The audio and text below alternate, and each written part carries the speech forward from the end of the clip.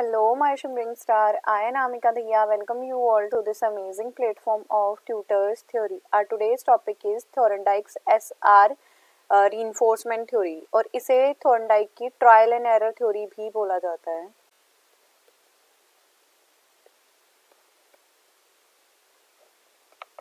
Okay इस theory में हम देखेंगे कैसे स्टिमुली के लिए रिस्पोंडेंट जो है रिस्पॉन्ड करता है और इसका क्या इफेक्ट होता है. थ्योरी किसने दी थी? E.L. थॉर्नडाइक 1974-1949 में. He was an American psychologist. इन्होंने सीरीज ऑफ एक्सपेरिमेंट्स को कंडक्ट किया था और इनके द्वारा क्या कहा गया था कि जो there is a connection between stimuli and their response. So इन्होंने इस बॉन्ड को नाम दिया था SR बॉन्ड. ठीक है, और किसके द्वारा दिया था इन्होंने? क्योंकि जो स्टिमुली के लिए रिस्पोंडेंट होता है वो किसी चीज को बार बार परफॉर्म करता रहता है. That's why this theory is also known as trial and error theory. Okay, so इन्होंने ना अपना एक्सपेरिमेंट कंडक्ट किया था. उस एक्सपेरिमेंट के बारे में ही मैं आपको डायरेक्ट बता देती हूँ और ये एक्सपेरिमेंट हमारी लर्निंग से भी कैसे जुड़ा हुआ है उसकी भी बात करेंगे हम. एक चीज और याद रखना, आप इसे कनेक्शनिज्म थ्योरी भी बोला जाता है. अगर डायरेक्ट आपसे क्वेश्चन आ जाए कि कनेक्शनिज्म थ्योरी या बंधन सिद्धांत किसे बोला जाता है या ये वाला जो सिद्धांत है किसने दिया था, तो इसके बारे में भी आपको पूरा एक्सपेरिमेंट लिखना होगा. He conducted that individual makes can random effort. Most of this effort are go useless. जब भी आप किसी चीज को लर्न करने की कोशिश कर रहे होते हो तो आप नंबर ऑफ एफर्ट्स को परफॉर्म कर रहे होते हो और नंबर ऑफ एफर्ट जब आप परफॉर्म कर रहे होते हो तो हो सकता है कि आप बार बार उन एफर्ट्स के लिए फेल भी होते रहो, बट एट लास्ट एक ऐसा टाइम जरूर आएगा कि आप उनको विन कर जाए. तो ट्रायल एंड एरर का क्या मतलब है? You are going for the trial. आप ट्राई कर रहे हो, एरर कमिट हो रहे हैं, फिर ट्राई कर रहे हो, फिर एरर कमिट हो रहे हैं, and then you are doing again and again. और एक टाइम ऐसा आ रहा है कि आपके जो एरर है वो बिल्कुल ही मिनिमाइज हो जाएंगे, बिल्कुल खत्म हो जाएंगे and you can easily hit your goal. ठीक है, सो देखो आपने जब भी थॉर्नडाइक की SR थ्योरी की बात सुनी होगी तो आपके दिमाग में एक कैट की इमेज जरूर आ गई होगी. अगर नहीं आई है, पहली बार पढ़ रहे हो तो भी ध्यान से पढ़ना बिल्कुल. इस एक्सपेरिमेंट के अंदर क्या है? एक पजल बॉक्स होता है. आपको ये बिल्ली दिखाई दे रही है, ये बिल्ली है और ये इसका लीवर है. इस पे प्रेस करते ही डोर ओपन हो जाएगा और यहाँ पे एक बॉल में फिश रखी हुई है, कोई भी फूड रखा हुआ है यहाँ पे और उसे वो फूड गेट करना है. तो देखो यहाँ पे क्या होता है, जो बिल्ली है ना बार बार the cat is drawing again and again again and again. और कई क्या होता है इससे कि एक बार उसका पैर इस लीवर पे पड़ जाता है और डोर खुल जाता है, she will get her food. But after that क्या होता है, उसे दोबारा से उस केज में डाल दिया जाता है और वो अगेन एंड अगेन अपना प्रैक्टिस करती रहती है एंड एट लास्ट उसे इतना पता चल जाता है नंबर ऑफ प्रैक्टिस, अब नंबर ऑफ ट्रायल के बाद कि मुझे अब इस लीवर को ही प्रेस करना है और मुझे खाना मिल जाएगा. ओके, इन थॉर्नडाइक ने एक फिश पे भी एक्सपेरिमेंट किया था, मैं वो भी आपको बता देती हूँ. इन्होंने 2 एक्सपेरिमेंट किए थे. इन्होंने बहुत सारे एक्सपेरिमेंट किए थे. There is a series of experiment. और एक क्वेश्चन आपका MCQs में भी आ सकता है, यहाँ नहीं सीटेट में भी आ सकता है कि इन्होंने किन पे काम नहीं किया था. तो इन्होंने एप्स पे कोई काम नहीं किया था, बंदर पे कोई एक्सपेरिमेंट नहीं किया था. अब मैं आपको फिश का एक एक्सपेरिमेंट बता देती हूँ. जो इन्होंने फिश ली थी वो थी फेंडुलस. This is the name of that fish. इस फिश में क्या था कि ये फिश ना शेडेड एरिया में रहना पसंद करती है. शेडेड एरिया का मतलब छाया में या कम रोशनी वाले एरिया में. तो इन्होंने एक टब बनाया था, टब के बीच में लेयरिंग लगा दी थी. लेयरिंग में यहाँ पे एक होल था. ठीक है, एक टब था, उसके अंदर इन्होंने होल कर रखा था. होल में से रास्ता था टब के इस साइड जाने का. पूरे टब में पानी भरा हुआ था, लिड से कवर था. यहाँ पे तो उन्होंने रोशनी के लिए बल्ब लगा दिया था जिससे बहुत सारी रोशनी आ रही थी. तो फिश को तो रोशनी में रहना पसंद ही नहीं है, तो वो किस रीजन में जाएगी? जो शेडेड रीजन है उसमें जाएगी. तो फिश जैसे ही रोशनी उस पर पड़ती है फिश भागना स्टार्ट करती है और नंबर ऑफ ट्रायल शी और he is experimenting, number of trial she is placing. और आफ्टर दैट उसे ये पता चल जाता है कि देयर इज अ होल और वो उस टब के उस साइड चली जाती है. तो इससे क्या होता है कि ऐसा बार बार करने से अब इस शेडेड रीजन को दोबारा से यहाँ लाइट लगा दी गई है और यहाँ से ये वाला रीजन शेडेड कर दिया गया है. तो नंबर ऑफ ट्राई वो करती रही, एट लास्ट उसे इतना समझ आ गया कि देयर इज अ होल, मैं इसमें से निकल जाऊंगी तो मैं शेडेड एरिया में आ जाऊंगी, और अगर इसमें इधर रोशनी है तो ये वाला शेडेड एरिया हो जाएगा। मैं आपको ये समझाना चाहती हूँ कि जैसे ही बिल्ली और फिश नंबर ऑफ ट्रायल कर रही है, प्रैक्टिस कर रही है, प्रैक्टिसाइजिंग कर रही है, तो बहुत चांसेस हैं कि वो विन कर जाए। ऐसे ही जब आप पढ़ाई के अंदर किसी चीज को बार बार पढ़ रहे हो, बार बार पढ़ रहे हो, बार बार पढ़ रहे हो, तो बहुत चांसेस हैं कि वो आपकी नॉलेज में परमानेंट सेफ हो जाएंगे। इसीलिए आपको बोला जाता है कि आप बार बार रिवाइज करते रहो। अगर आपका कल एग्जाम है तो आपको बार बार रिवीजन करती रहनी चाहिए। इससे भी क्या होता है कि आप प्रैक्टिस करते हो ना, तो उससे भी आपका जो लर्निंग है वो ज्यादा इनहेंस होती है। जैसे कैट के लिए स्टीमली था वो उसका फूड था, ऐसे ही हमारे लिए जो स्टीमली है, हमारे अच्छे मार्क्स हैं, हमारी परसेंटेज है, हमारी नॉलेज है।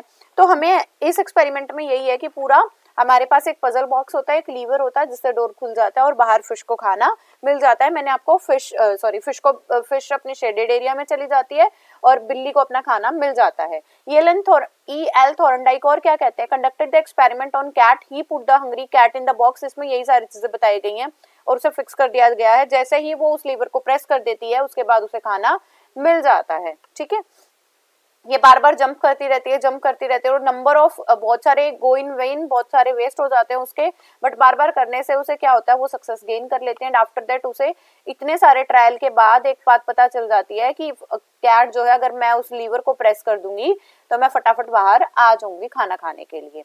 The experiment sums of the following stages, किस स्टेजेस का है? सबसे पहले है हमारी ड्राइव क्या होती है, हमें किसी चीज को प्राप्त करने की इच्छा। तो यहाँ पे इसकी ड्राइव क्या है, यहाँ पे ड्राइव है हंगर। गोल क्या है उस कैट का? फूड। और ब्लॉक क्या है? जो जिस एरिया में वो कन्फाइंड है, मतलब उसके बीच का जो अड़चन है ना, वो है उस केस का डोर। ठीक है, ये डोर बोल दो, वॉल बोल दो, उस केस की वो डोर या वॉल है जो उस कैट को पहुंचने नहीं दे रही है खाने तक। रैंडम मूवमेंट का मतलब होता है कि वी आर ट्राइंग, बार बार हम ट्राई कर रहे हैं, हमें ये नहीं पता कि हमें किस डायरेक्शन में जाना है, बट वी आर ट्राइंग। फिर चांस ऑफ सक्सेस क्या होते हैं? जब बार बार रैंडमली आप चीजें कर रहे होते हैं, रैंडम आप कर रहे होते हो, तो एक बार जरूर ऐसा होगा कि आपका डोर ओपन हो जाए और उसके बाद हमें थोड़ा आइडिया हो जाएगा कि this is the way of the door. ठीक है, नेक्स्ट है हमारे पास सिलेक्शन ऑफ प्रॉपर मूवमेंट। अब कैट को बार बार ट्राई करने से इतना समझ आ गया कि मैं अगर इसी एरिया में ज्यादा जंप करूं तो डोर खुल जाता है।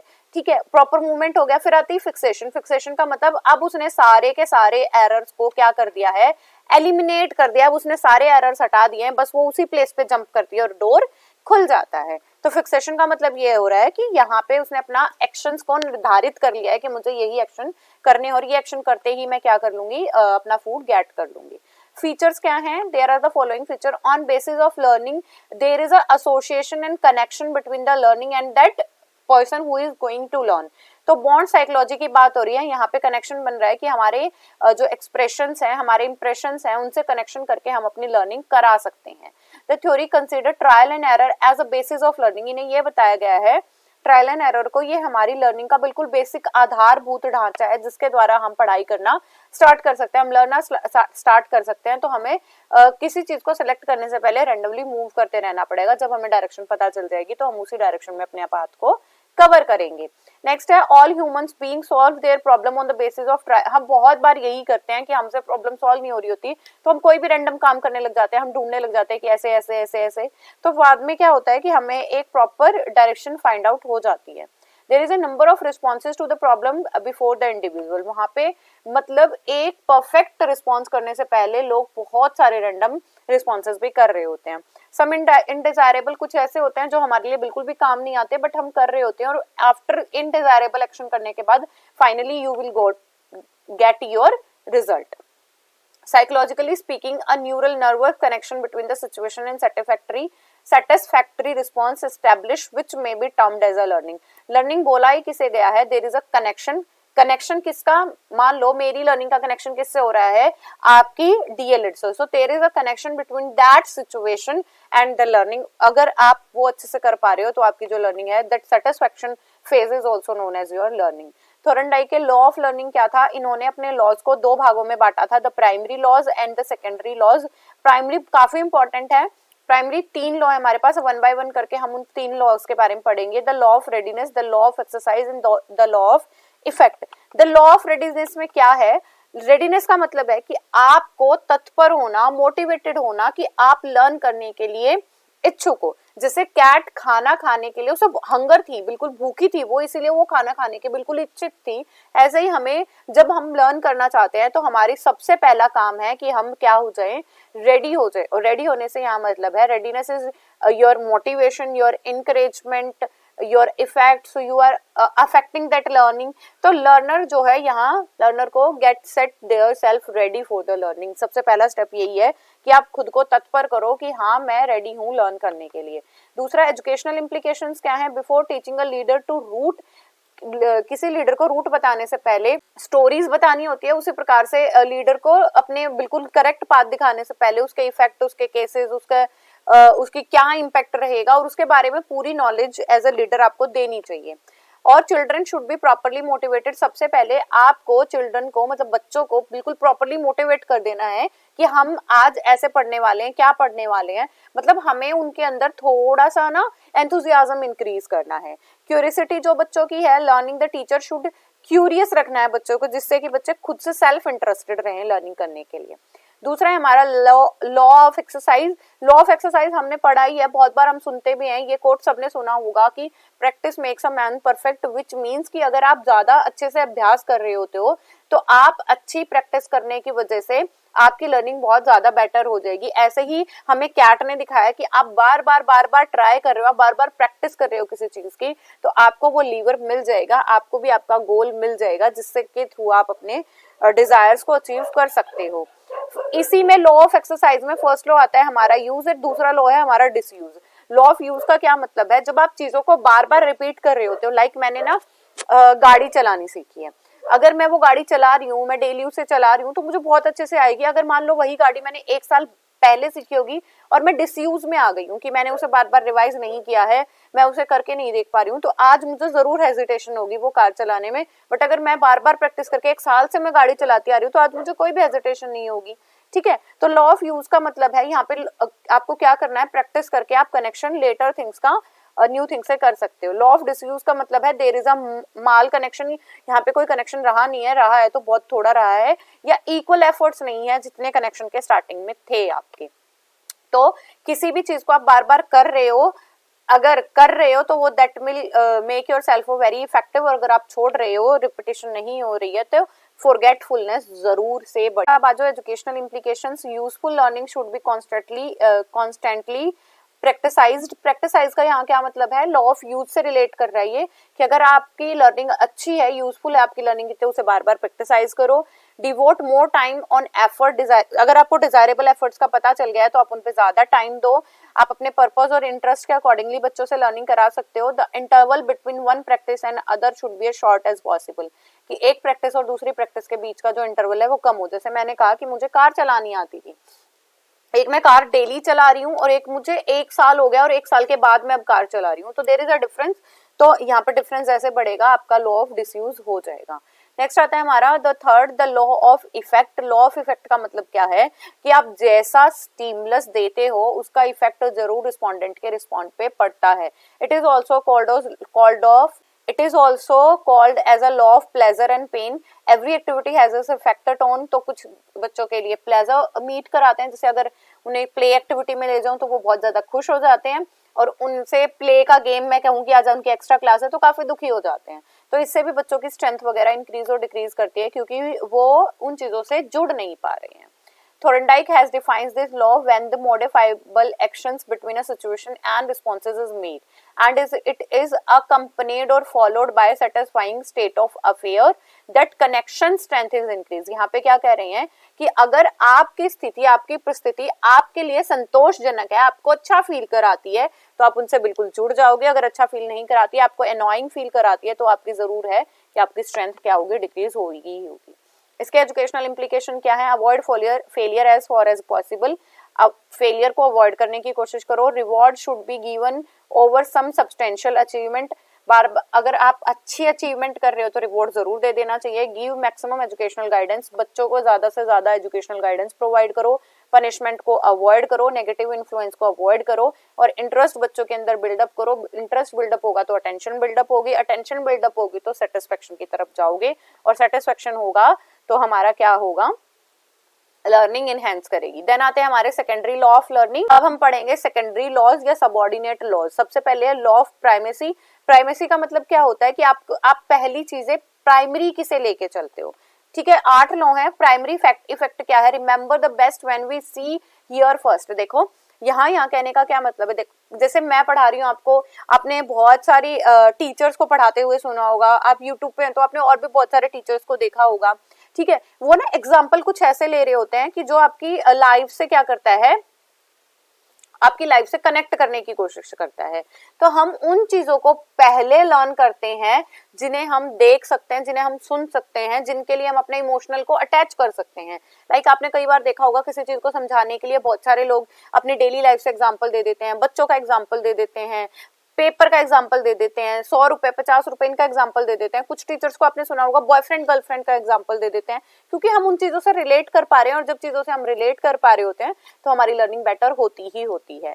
नेक्स्ट हमारा लॉ ऑफ रिसेंसी। रिसेंसी का मतलब है रीसेंट। रीसेंट का मतलब अगर आपने कोई चीज आज पढ़ी है ना तो आपको बहुत अच्छे से याद होगी। अभी अगर आप, इसीलिए बोला जाता है कि एग्जाम में जा रहे हो तो बार बार रिवाइज करो, बार बार रिवाइज करो, क्योंकि ये मत सोचना कि मैम ऐसा तो फिर टेम्पररी लर्निंग तो होगी नहीं, मैं ये बिल्कुल नहीं कह रही हूँ कि अगर आपकी लाइफ में ये है कि भाई बचपन में आपके साथ कोई इवेंट हुआ है, उसका बहुत बड़ा इंपैक्ट है, तो बिल्कुल वो भी नहीं भूलोगे आप। बट रिसेंसी का मतलब ये है कि ये एक ऐसी स्टेट है जहाँ पे आपकी रिमेम्बरिंग ज्यादा होती है जब आपने रिसेंट टॉपिक्स को पढ़ा होता है। नेक्स्ट है हमारा प्रिंसिपल ऑफ इंटेंसिटी। इंटेंसिटी का मतलब आप कितने क्यूरियस हो अपने बिहेवियर में चेंज लाने के लिए, आप कितने एक्साइटेड हो कि आप अपने रूटीन को फॉलो कर रहे हो, अपनी प्रैक्टिस कर रहे हो, तो ये आपकी इंटेंसिटी पे निर्भर करता है। मल्टीपल रिस्पॉन्सेज लर्निंग करने के लिए हम बहुत सारे रिस्पॉन्सेज करते रहते हैं, इधर उधर प्रैक्टिस करते रहते हैं, और उसके बाद जो रिस्पॉन्स आपको सूटेबल होता है आप उसके लिए सेटिस्फाई हो जाते हो। नेक्स्ट हमारा लॉ ऑफ सेट और एटीट्यूड। यहाँ पे देखो एटीट्यूड क्या होता है, आप किसी चीज के लिए आप एक्सेल करना चाहते हो, किसी चीज के लिए आप पॉजिटिव हो, किसी चीज के लिए नेगेटिव है, तो वो आपका एटीट्यूड होगा। तो यहाँ पे लर्निंग आपकी इस चीज से भी इम्पैक्ट करती है कि आपका उस चीज के रिगार्डिंग एटीट्यूड कैसा है। बहुत सारे बच्चों के लिए साइकोलॉजी काफी डिफिकल्ट है, उन्हें हेल्थ एंड फिजिकल करना आसान लगता है, इवन करिकुलम आसान लगता है, एसएलएम आसान लगता है, बट बहुत सारे बच्चे ऐसे भी होंगे जिन्हें साइकोलॉजी आसान लगता है क्योंकि वहां पे उन्हें थ्योरीज मिलती हैं। तो ये this is also regarding your set of attitude कि आपका एटीट्यूड, आपकी मनोवृत्ति उस चीज के लिए कैसी है। नेक्स्ट हमारा law of analogy and assimilation. देखो एनालॉजी ना हम मैथ्स में पढ़ते हैं, मैथ्स में आपने देखा भी होगा कि आपको ऐसे दे दिया मिलेगा,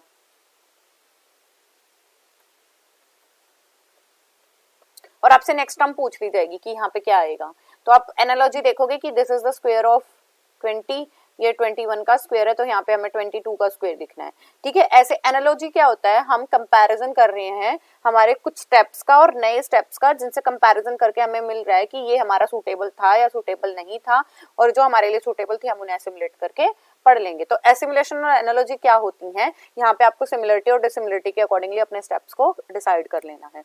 नेक्स्ट हमारा लॉ ऑफ एसोसिएटिव शिफ्टिंग।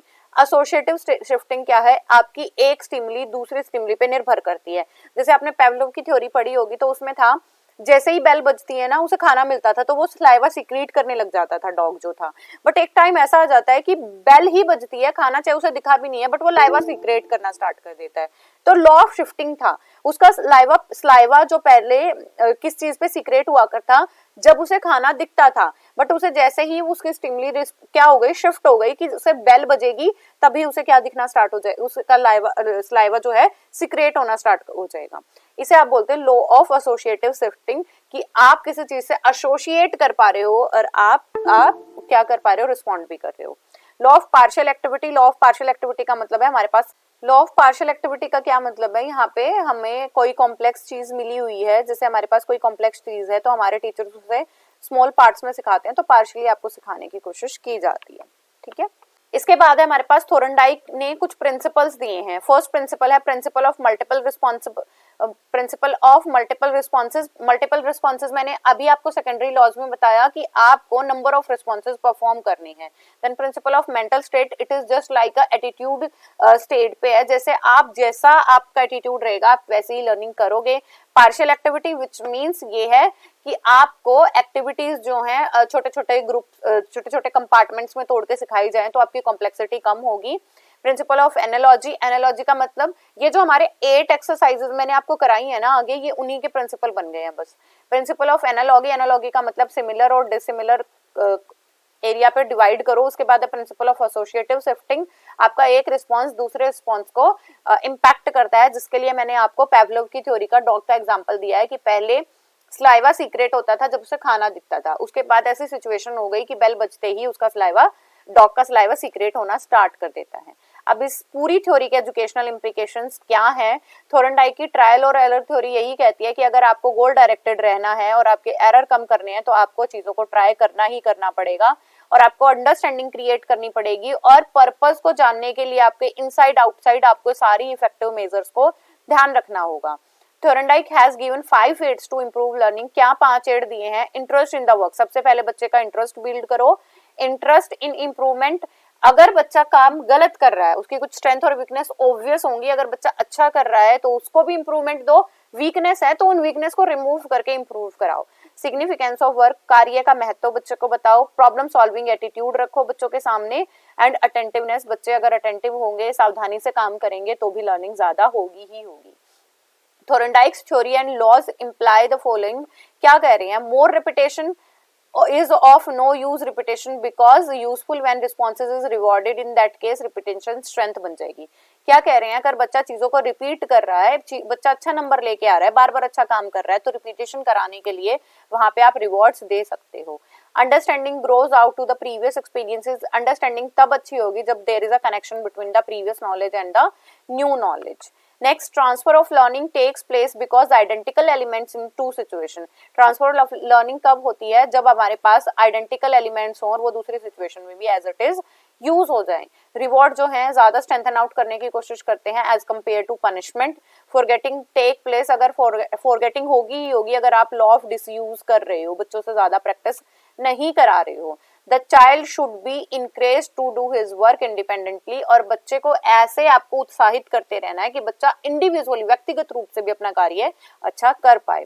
तो यही थी हमारी पूरी थ्योरी। इसमें हमने जाना, सबसे पहले तो मैंने आपको कैट का और फिश का 2 एक्सपेरिमेंट बताए हैं कि वो बार बार हमारे पास ट्राई कर रहे हैं एंड आफ्टर दैट प्रैक्टिस उन्हें अपना पता भी चल गया है कि अब हमारे पास क्या इम्पैक्ट होने वाला है, हमें अपना गोल अचीव हो जाएगा अगर हम बार बार प्रैक्टिस करके अपनी एक डायरेक्शन फाइंड आउट कर लेते हैं। ऐसे ही बिल्ली ने भी किया, बार बार जंप करी, इधर गई उधर गई, कूदी, उसके बाद उसने लीवर प्रेस कर दिया और डोर खुल गया और उसे खाना मिल गया। ऐसे ही इनके बाद मैंने आपको 2 लॉ बताए इस थ्योरी के, प्राइमरी लॉ और सेकेंडरी लॉ। प्राइमरी लॉ में मैंने रेडीनेस बताया, एक्सरसाइज बताया और यूज एंड डिसयूज का बताया। इसके बाद मैंने आपको सेकेंडरी 8 लॉज बताए हैं, उनका भी आपको ध्यान रखना है। आफ्टर दैट मैंने हर एक लॉ की एजुकेशनल इंप्लीकेशंस भी बताई हैं एंड एट लास्ट मैंने पूरी थ्योरी की एजुकेशनल इंप्लीकेशंस भी बताई हैं। तो try to revise all that, और बहुत सिंपल थ्योरी है, बस आपको ये ध्यान रखना है कि यहाँ पे ऐसा रिलेशनशिप की बात की गई है। इस थ्योरी को कनेक्शन थ्योरी भी बोला जाता है। थोरनडाइक ने कभी भी बंदरों के ऊपर कोई एक्सपेरिमेंट नहीं किया है और इनके मेन 2 एक्सपेरिमेंट थे, जो था कैट का और फिश का, ये भी मैंने आपको बहुत अच्छे से बता दिए हैं। उस फिश का भी नाम आप याद रख सकते हो, फंडुलस नाम था दैट फिश का, कभी हो सकता है आपके एमसीक्यू क्वेश्चन के अंदर आ जाए। I hope you like this session. अगर आपको मेरी वीडियोस इंफॉर्मेटिव लग रही हैं so please comment down and share that video, share all the videos if you are finding these videos are informative, and don't forget to like. Keep going, keep growing and keep learning my dear students. Bye bye, take care.